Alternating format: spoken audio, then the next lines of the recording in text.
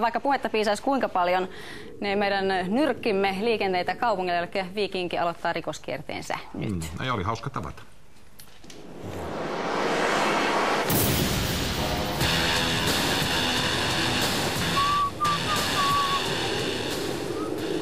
Jaha, terve.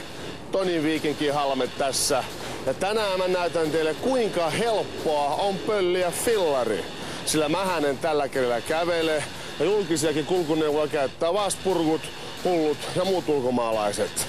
Jotenka katsotaan mikähän tossa on. Siinä on pillumankeli, naisten pyörä, joku ulkomaa. Oh niin, siinähän on kunnon maastupyörä, talvirenkaat ja kaikki.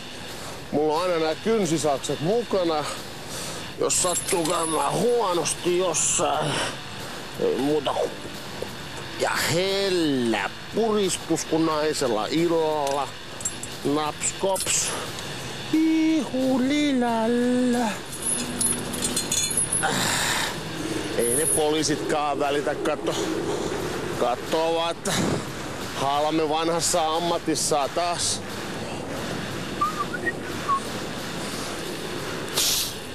Ai vittu kun tää on kylmä. Kyllä hullut ajaa fillarilla talvella, mä en tiedä mikä siinä. Hattu päähän. Täiskaan mulla laittaa happi päähän. Mä en tiedä kutka hullut tällä pelillä ja fillarilla, kun hän taakku hulluille, huorille ja kommunisteille. Mä panen tästä erokulle ja ei muuta kuin munamankeli jäiseen museoon. Vielä on ja pysyy perkele ja auton pöllimiskeikalle sit vaan.